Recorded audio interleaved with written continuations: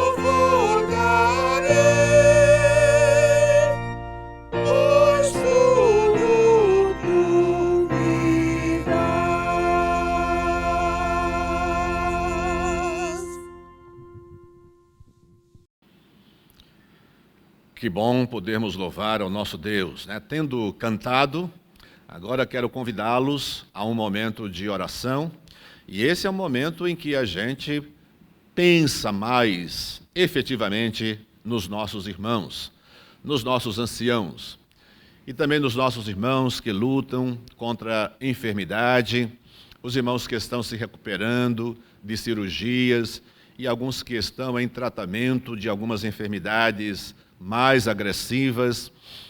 O que nós sabemos pela palavra de Deus e também pelo que Deus tem se revelado e respondido às nossas orações é que não existe nenhum problema grande para o Senhor, né? Deus é altíssimo, é magnífico, é soberano, está acima de todas as coisas e debaixo da sua autoridade estão também todas as coisas, inclusive as doenças mais agressivas, os momentos mais difíceis na nossa vida.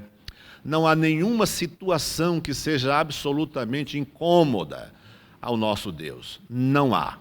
Tudo está debaixo da sua autoridade, debaixo do seu plano e, na verdade, cumpre algum propósito que Deus tem, seja para a humanidade, seja para a nossa vida pessoal, seja para a nossa família, seja para atingir a nós mesmos com bênção, orientações, correções, seja para atingir outras pessoas também com orientação.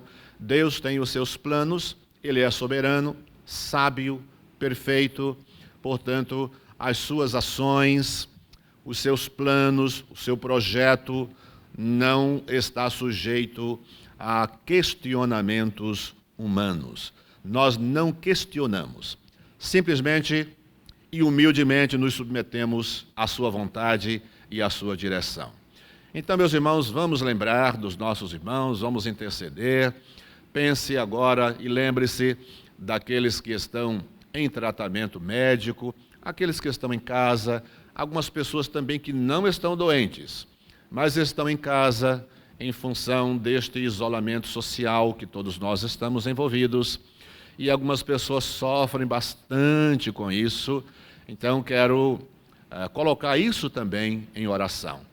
Assim, quero convidá-lo a orar nesse instante. Vamos orar pelos nossos irmãos. Deus bendito, todo-poderoso, em cuja presença estamos, e pela fé e em nome do nosso Senhor Jesus Cristo, nós nos apresentamos diante de Ti, Senhor, primeiro para agradecer as bênçãos, a proteção que temos recebido do Senhor, a ajuda, o auxílio nos tratamentos contra enfermidades. Te louvamos, ó Deus, por nossas provisões diárias, porque o Senhor nos dá sempre. Te louvamos pelo trabalho, pelo salário, e quando falta o trabalho ou salário, o Senhor nos sustenta uns através dos outros. O Senhor usa a igreja para socorrer aqueles que têm necessidades. E todas essas bênçãos, Senhor, nós reconhecemos que elas têm a sua origem em Ti, Senhor. E obedecem também a um plano preparado, organizado, mantido, dirigido pelo Senhor. Então, por essas coisas, nós Te louvamos de todo o nosso coração. E estamos agradecidos, Senhor, em nome de Jesus, pelas bênçãos recebidas, pelo cuidado e também pela melhora de muitos irmãos. Mas temos ainda tantos desafios, eles não nos faltam, ó Deus. E também não reclamamos disso. Apenas mantemos a nossa vida e as nossas necessidades em sintonia com o Senhor, porque não queremos buscar, nem precisamos, e na verdade não há outra fonte de poder senão o Senhor. E também em obediência à Tua palavra, ó Deus, a orientação de Cristo Jesus, que nos manda orar sempre. Tendo recebido também a orientação dos apóstolos para que oremos sem cessar. Então, Pai querido, com muita alegria, nós suplicamos a continuidade das Tuas bênçãos, do Teu cuidado sobre nós. Abençoa, Senhor, aquele que está em casa sofrendo. Alguns estão doentes, outros estão um tanto impacientes, porque estão presos em casa. nós pedimos que a tua palavra, os hinos entoados em casa e essa atmosfera de louvor e de culto em suas casas possa também alegrar os seus corações e mantê-los em contato fino com o Senhor, em sintonia com o teu Santo Espírito. Nós te louvamos por tua presença gloriosa, salvadora, consoladora em nossas vidas e em nossas casas. Aceita, Senhor, a nossa gratidão e o nosso louvor e também acode, ajuda, sustenta, Senhor, aqueles que estão com algum tipo de sofrimento, seja por enfermidade, sejam outras ocupações e preocupações da vida. Nós pedimos também uma bênção muito especial para o nosso país, para o mundo que vive debaixo dessa ameaça, mas o nosso país, Senhor, que não sofre apenas por causa dessa pandemia, mas o nosso país cujos governantes não se entendem e então transformam isso numa briga tão grande, numa intriga tão grande. Nós pedimos que o Senhor tenha misericórdia do nosso país e aqueles, Pai, que podem ser alcançados pela Tua palavra, oramos para que, de algum modo, a palavra do Senhor chegue aos seus corações, que haja humildade, que haja temor à Tua santa palavra e à Tua autoridade. Nós sabemos, querido Deus, que a resposta para os problemas do mundo, na verdade, muito mais do que o Brasil, as respostas estão numa vida de obediência e de fé, numa vida de relacionamento com o Senhor. Pedimos por nossa pátria, por nosso governo, agradecendo pelas respostas, sabemos que o Senhor nos ouve em tudo, porque nós pedimos, no nome santo de Jesus, o Teu Filho amado, nosso Senhor e Salvador. Amém.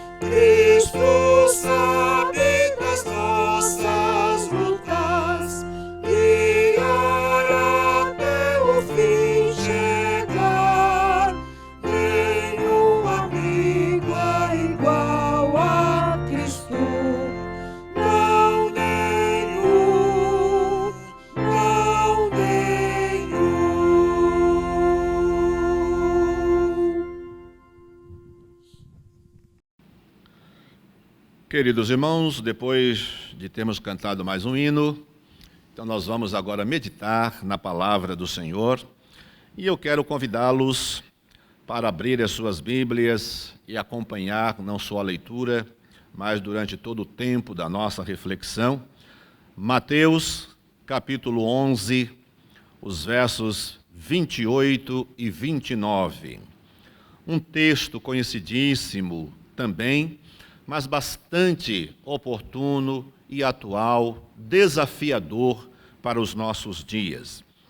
O nosso Senhor Jesus Cristo, em um momento especial de orientação aos seus discípulos, ele diz, versos 28, 29 e 30, Vinde a mim, todos os que estáis cansados e oprimidos, e eu vos aliviarei.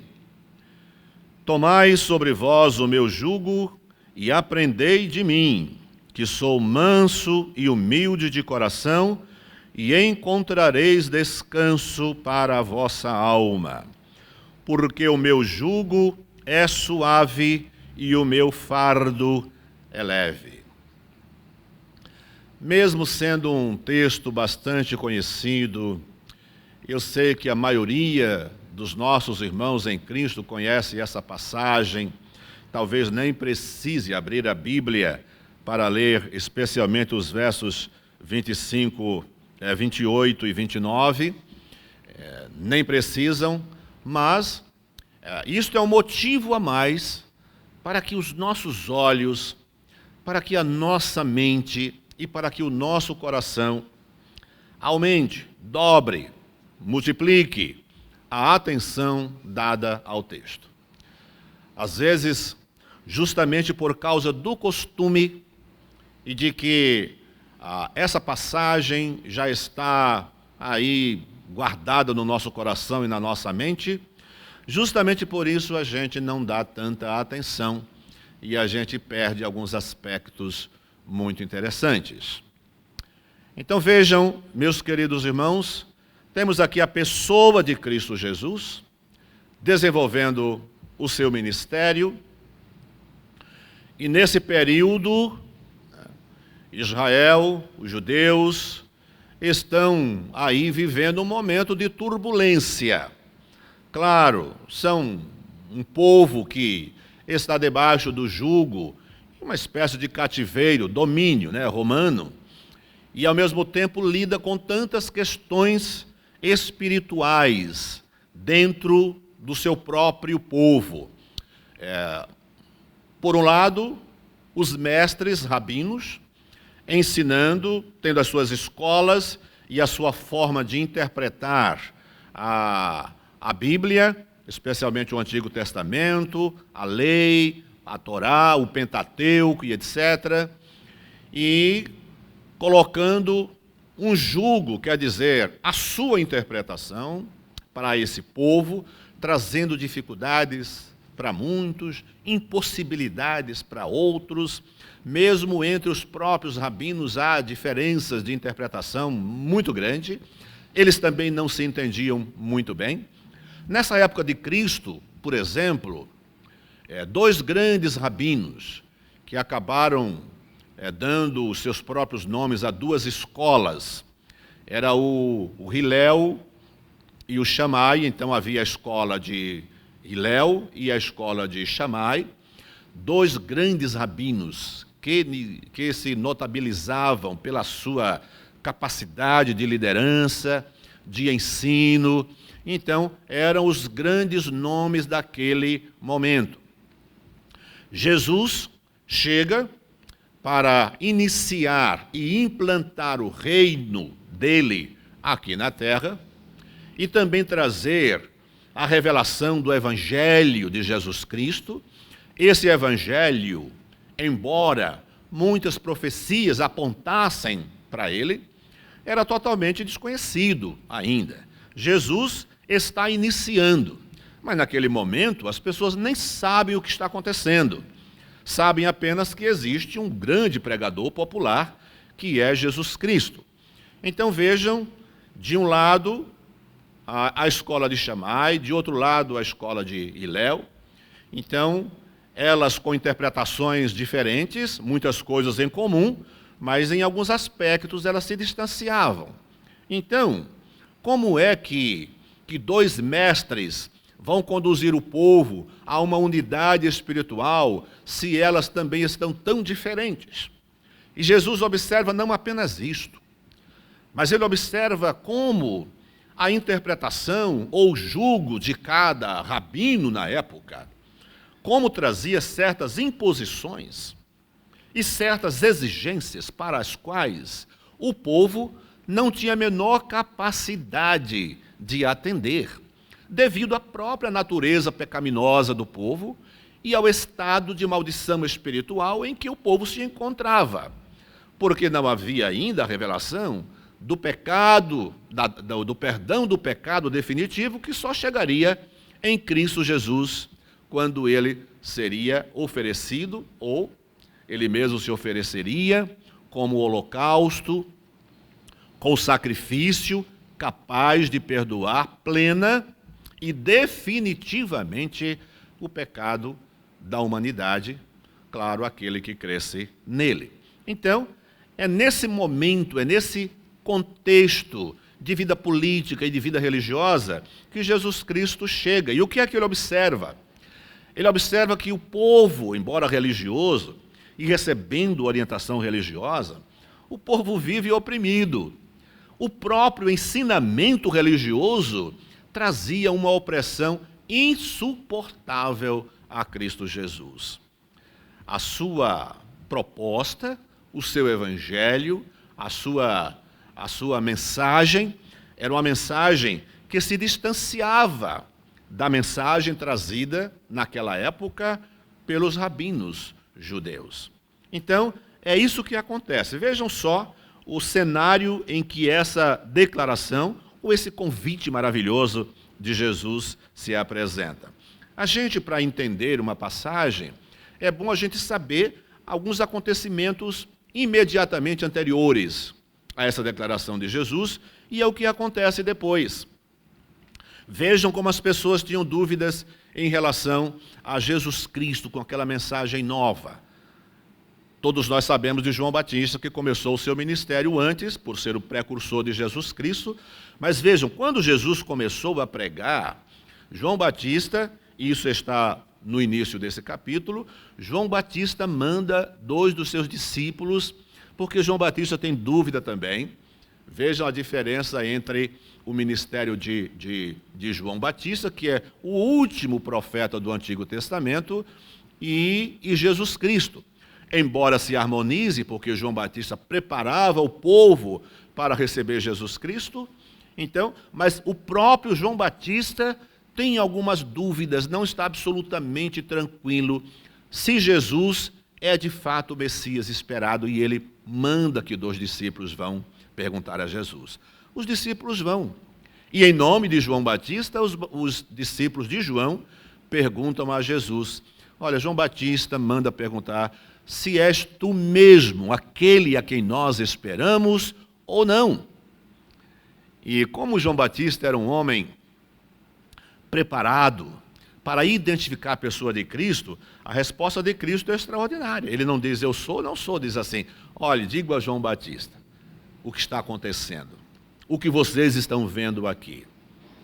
Os cegos ouvem, os coxos andam, os paralíticos se levantam, os mortos ressuscitam, e aos pobres é dada a palavra de Deus. Pronto. Essa foi a resposta de Jesus. Mas uma resposta que atende a uma pergunta inquietante. A pergunta é de quem está, juntamente com a multidão, com algumas dúvidas. Se era ele mesmo. João Batista não pode errar. Ele é a voz do que clama do deserto. Ele é aquele que vem preparar o caminho de Cristo Jesus. Ele deve ser aquele também que deve apontar para Jesus e dizer aos seus próprios discípulos: olha, a vida tranquila, a paz de espírito, a salvação não está em mim, mas está nele. Então, é hora de vocês segui-los. Então, esse é um lado. Do outro lado, a gente observa, por exemplo, o capítulo 12, e Mateus faz questão de mostrar, né, esse convite de Jesus no meio de algumas inquietações. No capítulo 12, a gente percebe exatamente a questão do sábado, que era um assunto corrente e problemático na vida do povo. Então vejam como Mateus coloca imediatamente discussões sobre o sábado dentro dessa palavra, dessa mensagem do nosso Senhor Jesus Cristo e dentro desse convite maravilhoso que ele faz. O que evidencia, né, uma situação corriqueira, normal, naqueles dias em que havia uma opressão muito grande. Então, interpretação dos judeus, dos rabinos e as pessoas preocupadas, como é que eu posso fazer? O que é que eu tenho que fazer para guardar a lei? A gente não consegue. Então veja como isso era tão recorrente que Mateus coloca logo em seguida, mostrando que naquele intervalo em que Jesus faz esse convite maravilhoso e revela a sua promessa, a sua proposta, então ela está dentro de um clima de bastante turbulência. Então, logo em seguida, ele mostra mais uma vez o problema do sábado, né? Que era um problema sério. Olha, alguns rabinos, eles tinham muitas leis complementares para responder e orientar as pessoas que tinham dúvidas do modo como deveriam guardar o sábado. Há muitos anos atrás, eu li um livro sobre a cultura antiga do judaísmo, e pelo menos nessa fonte dizia que havia mais ou menos umas 400 leis, a gente poderia chamar de leis complementares, só para orientar o povo judeu em como deveriam guardar o sábado. Olhem só, para guardar o sábado havia mais ou menos umas 400 orientações. Então imagine a quantidade de suposições, de possibilidades. Então, e se acontecer isso, se acontecer aquilo? Então, eram questões levantadas pelo povo e para cada uma delas havia uma lei, uma orientação complementar ao sábado. Jesus olha e observa que a multidão está sufocada, o povo está sufocado. Claro, é hora também de que o Messias, o Salvador do mundo, é hora do estabelecimento de uma nova aliança, de um novo testamento, é hora em que a dispensação do tempo, né?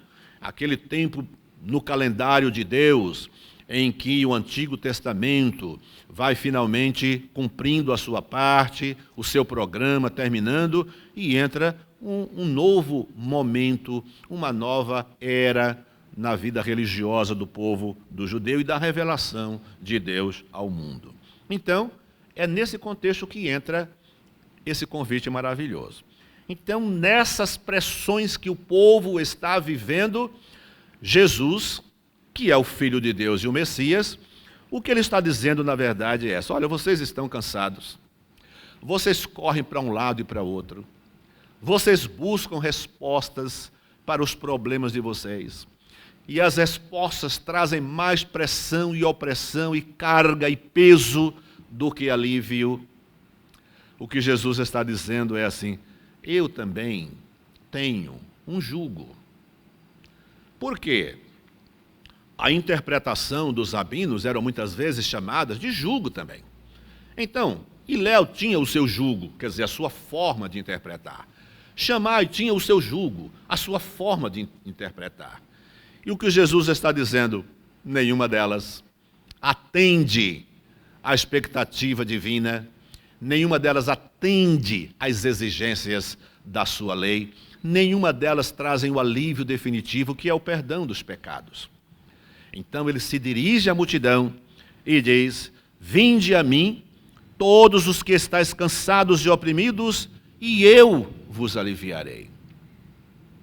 É preciso ter autoridade, ter consciência de quem é, do que fará, dentro de um programa estabelecido por Ele mesmo e o Pai, que envolvia a nossa redenção, para ter essa autoridade de dizer: venham a mim.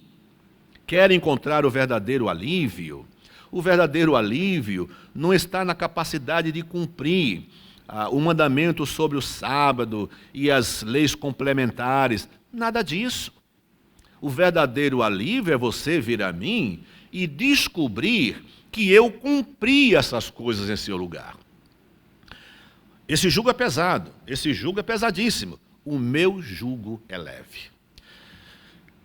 Lendo essa passagem, eu fiquei imaginando assim, as pessoas, quando querem se sentir aliviadas, se tem uma diferença contra alguém, uma mágoa contra alguém, ou se feriu alguém, está sofrendo por isso, ela vai, confessa, pede perdão, se desculpa, e parece-me que isso traz um alívio muito grande.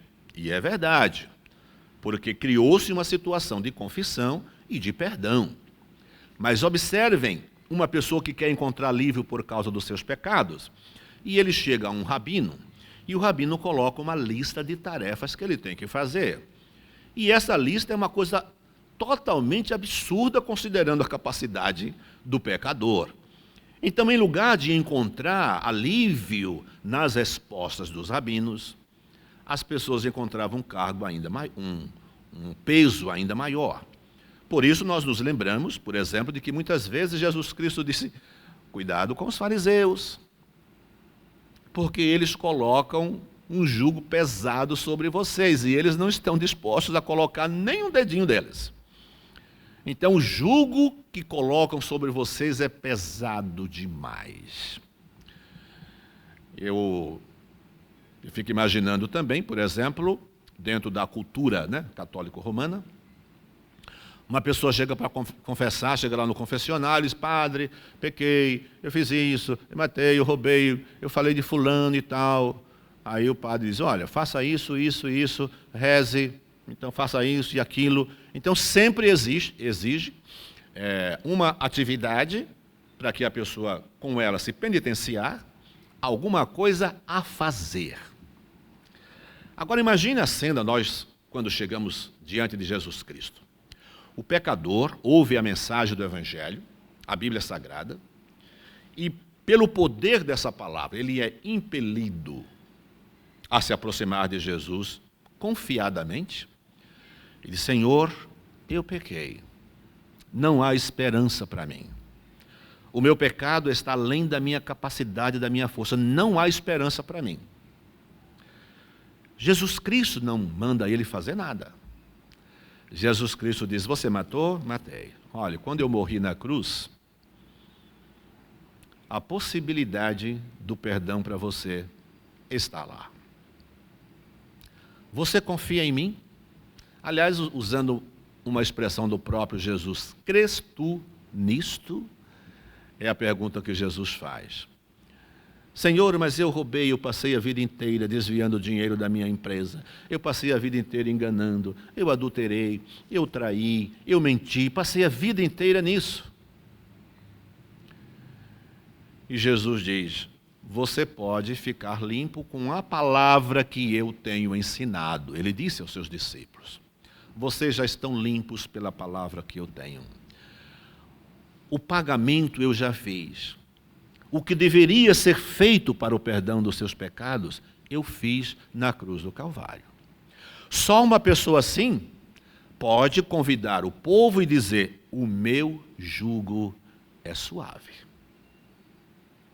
Em lugar da exigência de atividades que se transformam em fonte de perdão, Jesus Cristo diz: eu fiz tudo o que vocês poderiam fazer, inclusive morrer por causa dos seus pecados em seu lugar, para que você, crendo em mim, tenha paz. Então, venham a mim todos que estáis cansados e oprimidos, e eu vos aliviarei.